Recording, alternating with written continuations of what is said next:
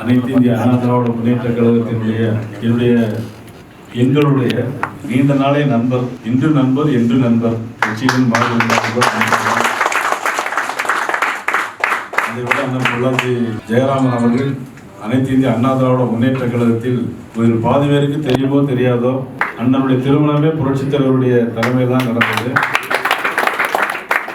நான் பார்த்தது கிடையாது. நாங்கள் அமைச்சராக இருக்கும்போது பல்வேறு ஆலோசனைகளை சொன்னோம். இன்றும் கட்சி மீது கோவப்பட்டு நான் கட்சி மாறி போகவில்லை. சூழ்நிலை காரணமாக அம்மா இறந்த பிறகு கட்சி பாரதிய ஜனதா கட்சியில் இணைத்துக் கொண்ட விளைவாக மாறி மாறி இருந்தால் கூட அவர் வீட்டில் போய் நான் சட்டமன்றம் நடக்கும்போது அவர் வீட்டிலையும் போய் சாப்பிட்டுருக்கோம். அப்புறம் அவர்கள் நம்ம வீட்டில் வந்து சாப்பிட்டுருக்குறாங்க. அப்புறம் பாராளுமன்ற தேர்தலில் இருக்கும்போது அண்ணனை போய் பார்த்து தான் நான் தொடர்பு போயிட்டு வந்தேன். அதே மாதிரி இங்கே இருக்க ஒவ்வொருவரும் நம்ம எம்எல்ஏ விஜயகுமார், நம்ம எம்எல்ஏ குணசேகரன் மற்றும் எல்லோருமே எனக்கு புதியவர்கள் அல்ல. இல்லை பாதி பேர் நான் பேரவையில் இருக்கும்போது நான் பதவி போட்டவர்கள் இன்றும் தமிழ்நாடு முழுவதும் அது ஒரு பெரிய வரலாறு, மறுக்க முடியாது. இருந்தாலும் அந்த பந்த பாசம் தான் இன்னைக்கு மீண்டும் கூட்டணியாக உருவெடுத்திருக்கேன். ஏன்னா இது அம்மா இருக்கும்போது என்ன சொன்னாங்கன்னா, இந்த இயக்கத்தை இன்னும் 100 ஆண்டுகள் ஆனாலும் யாராலும் அசைக்க முடியாதுன்னு சொன்னாங்க.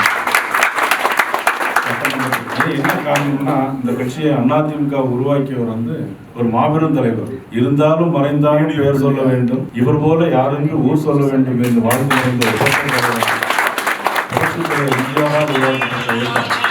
அதனால்தான் அந்த இயக்கம் நன்றாக இருக்க வேண்டும் என்பதற்காக இன்னைக்கு உலகத்திலே மிகப்பெரிய உன்னதமான தலைவர் நமது பிரதமர் மோடி அவர்கள் இன்னைக்கு மீண்டும் நமது தலைமையில்